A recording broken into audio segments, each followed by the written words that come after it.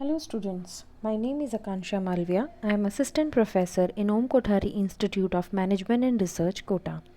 Today I am giving you a brief introduction about marketing mix. Before we go into all elements of the marketing mix and to avoid confusion between the 4 P's and 7 P's, you should pay attention at the image which is shown in your screen for understanding the entire marketing mix. This image is a simplistic diagram of the element that are included in the marketing mix.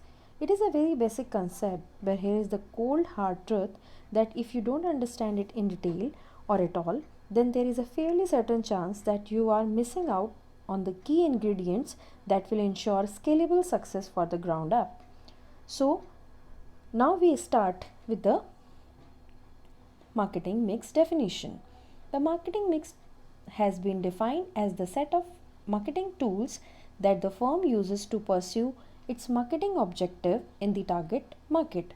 Thus, the marketing mix refers four broad levels of marketing decisions that are 4 P's of marketing, which are product, price, place, and promotion, which you can see in the picture.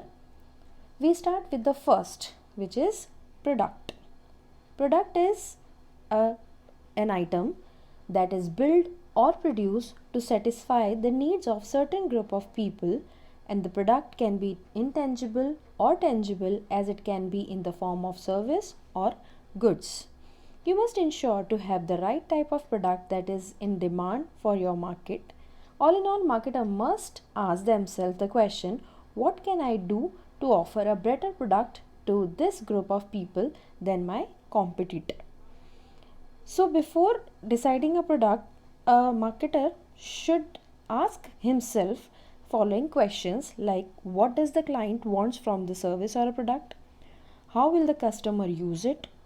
Where will the client use it? What are the features a product should have to meet the client's need? Are the features are necessary? Or are you creating features that are not needed by the client? So there are some questions which he should ask about himself to making a product. Then next is price. The price of the product is basically the amount that a customer pay for to enjoy it. Price is a very important component of the marketing mix definition. It also a very important component of a marketing plan, as it determines your firm's profit and survival. Pricing always helps to shape the perception of your product in the consumer's eyes.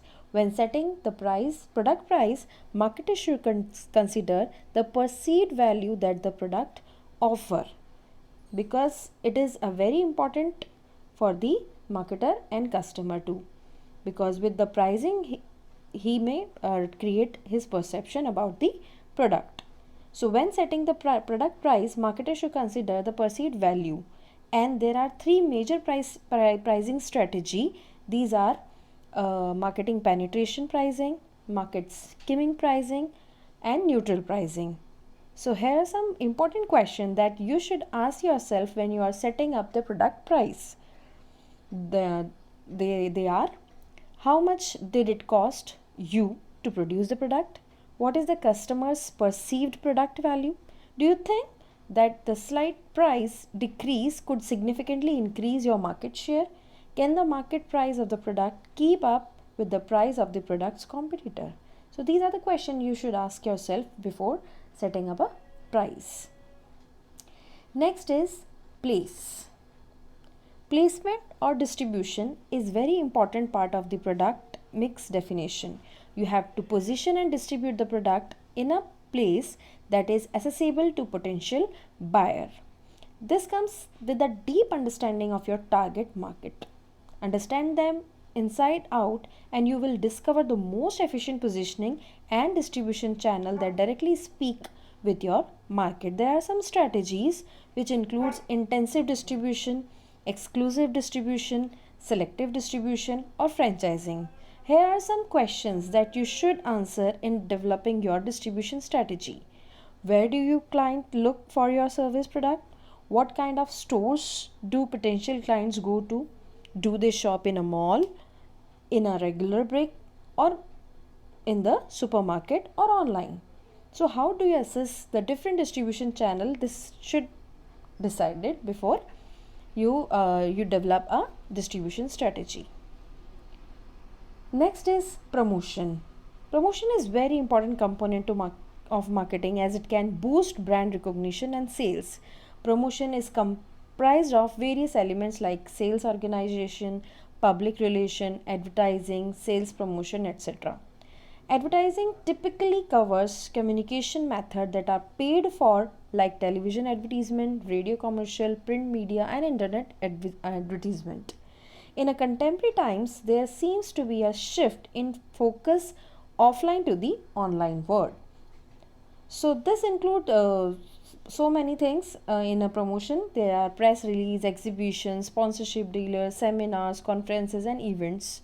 So it is important to not take this literally. Word of mouth can also circulate on the internet. So an extremely good example of online social media and managing a firm's online social media presence. So before deciding the promotional strategy, you need to answer the following question. How can you send marketing message to your potential buyer? When it is best time to promote your product? When you reach your potential audience or buyer through television ads? Is it best to use the social media in promoting the product? So your combination of promotional strategies and how you go about promotion will depend on your budget. Now next we come, these are the four basic element of marketing which we use for product marketing, and in the case of service marketing, the 7P model of marketing is used. 7 P's include same: product, price, place, promotion. 3 elements are also included in service marketing, which are people, physical evidence, and a process. So we start with the first, people. Through research, thorough research is important to discover whether there are enough people in your target market that is in demand for certain type of product or services. It is important to hire and train the right people to deliver superior service to the client, whether they run a support desk, customer service, copyrights, program, etc. So when a business finds people who genuinely believe in the product or service that the particular business create, it's highly likely that the employee will perform the best they can. Additionally, they will be more open to honest feedback about the business and input their own thoughts and passions, which can scale and grow the business. Next is process. The system and processes of the organization affect the execution of the service. So you have to make sure that you have a well-tailored process in place to minimize cost. It could be your entire sales funnel, a pay system, distribution system, and other systematic procedure and step to ensure a working business that is running effectively. So twinkling and enhancement can come later to tighten up a business to minimizing cost and maximizes the profits. So the process is very important in the service marketing. Then the last one is physical evidence. In the service industry, there should be physical evidence that the service was delivered. Additionally, physical evidence pertains also to how a business and its product are perceived in the marketplace. It is the physical evidence of the business presence and establishment. A concept of this is a branding is, for example, when you ask of fast food, you think of McDonald's, right? And when you think of sports, the name Nike and Adidas come to your mind. So you immediately know exactly what their presence is in the marketplace. So there are generally market leaders and have established a physical evidence as well as psychological evidence in their marketing. So physical evidence is also a very important element in the marketing of services. That's all for today. Thank you.